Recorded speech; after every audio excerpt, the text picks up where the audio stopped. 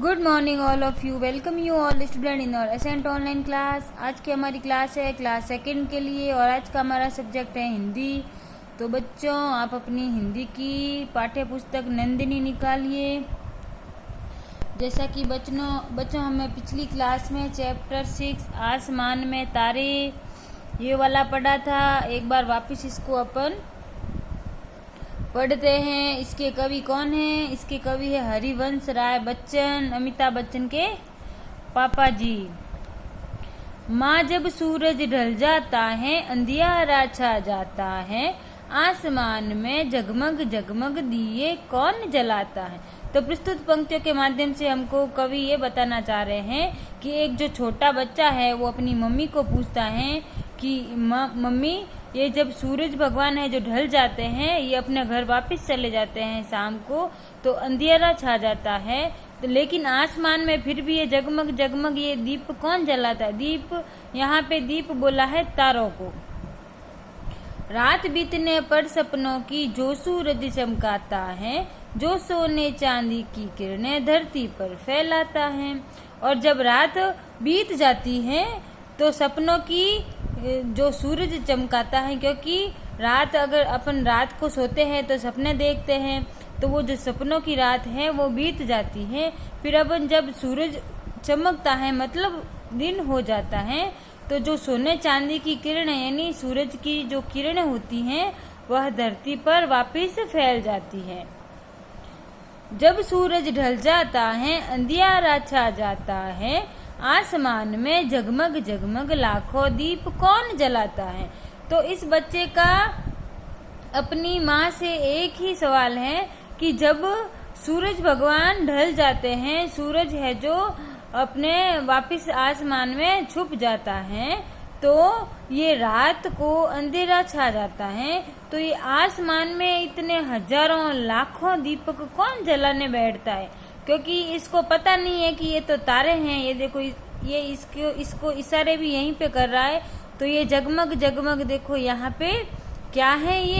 ये है तारे। लेकिन इसको लग रहा है, इस छोटे बच्चे को लग रहा है ये छोटे छोटे दीपक। इसको क्या लग रहा है कि ये छोटे छोटे दीपक आसमान में, इतने सारे छोटे छोटे दीपक किसने जलाए हैं? तो ये अपनी मम्मी को एक ही सवाल बार बार कर रहा है कि मम्मी, जब सूरज भगवान ढल जाते हैं तो आसमान में अंधेरा हो जाता है रात को, फिर भी ये रोशनी किसकी पड़ रही है?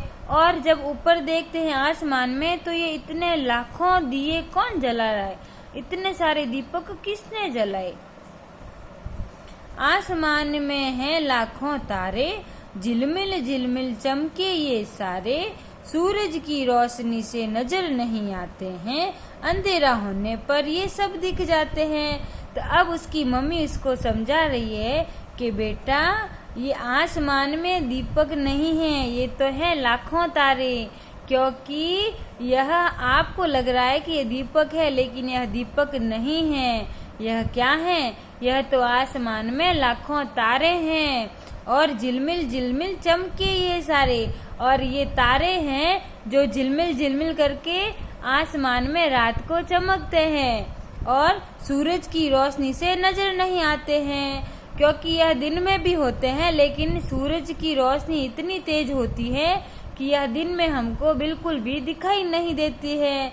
बाकी ये दिन में भी तारे होते हैं, लेकिन सूरज भगवान की रोशनी के कारण, उसके इतने उजाले के कारण हमको ये तारे नजर नहीं आते हैं। लेकिन जब रात को सूरज भगवान ढल जाते हैं, आसमान में छुप जाते हैं, तो ये तारे हमको नजर आ जाते हैं।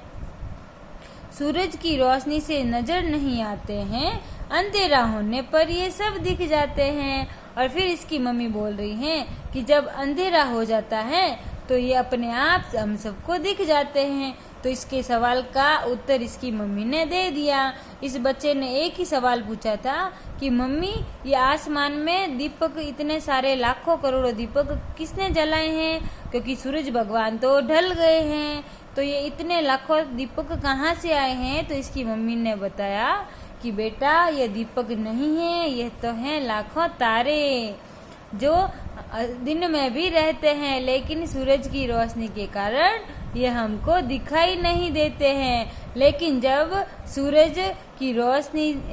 सूरज ढल जाता है और अंधियारा हो जाता है तो ये इतने जितने भी तारे हैं ये हमको दिख जाते हैं। तो आज का हमारा यह पाठ, यह कविता हरिवंश राय बच्चन की आसमान में तारे, तो यहीं पर आपकी ये कविता होती है समाप्त। अब मैं आज का आपको होमवर्क बता रही हूँ। देखो बच्चों, हमने ये वाला होमवर्क तो पिछली क्लास में मैंने दे दिया था। आई होप आप सब बच्चों ने कर लिया होगा, है ना। और ये क्वेश्चन नंबर 4 भी मैंने दे दिया था, सही कथन पर सही और गलत पर गलत का निशान लगाओ। तो मुझे लग रहा है ये भी आपने कर लिया होगा। आप तो बहुत ही अच्छे बच्चे हो, फटाफट अपना काम अपने आप कर ही लेते हो। अब आज अपन करेंगे क्वेश्चन नंबर 5। निम्नलिखित प्रश्नों के उत्तर दीजिए। क, सूरज की किरणें कैसी होती हैं? सूरज की किरणें सोने चांदी की होती हैं। सूरज की किरणें कैसी होती हैं?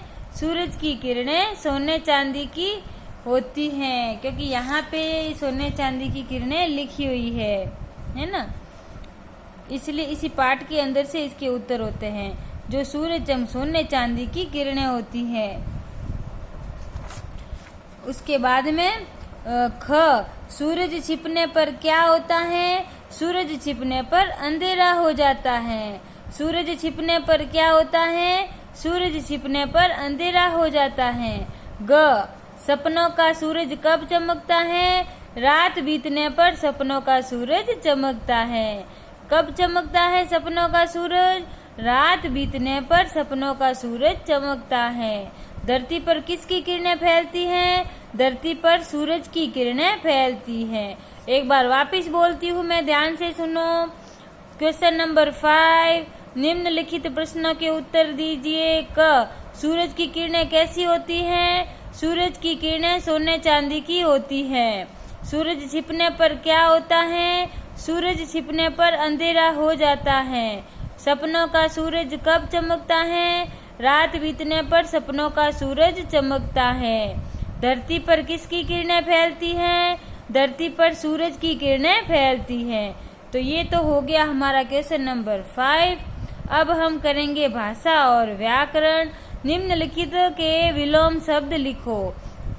देखो बच्चों, आपके विलोम शब्द आए हैं, इसमें आपको विलोम शब्द लिखने पड़ेंगे। आसमान, जमीन, अंधेरा, उजाला, रात, दिन, जलाना, बुझाना, अच्छा, बुरा, सफेद, स्याह। स्याह का अर्थ काला होता है। स्याह का अर्थ क्या होता है?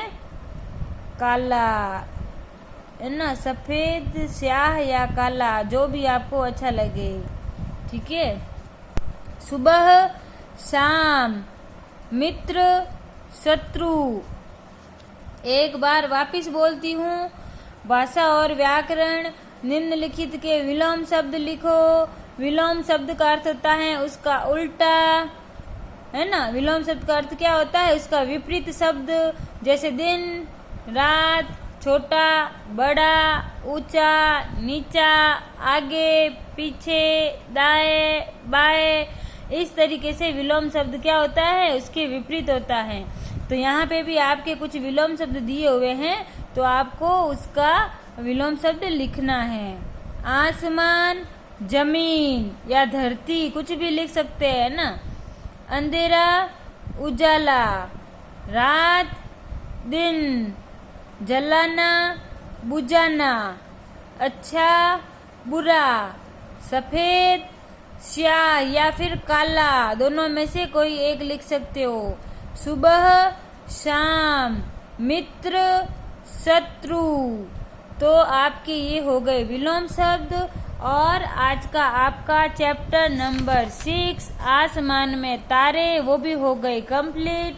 अब आपको, अगर जिन बच्चों ने अभी तक 6 वाला चैप्टर नहीं किया है तो उनको सारा काम करना पड़ेगा।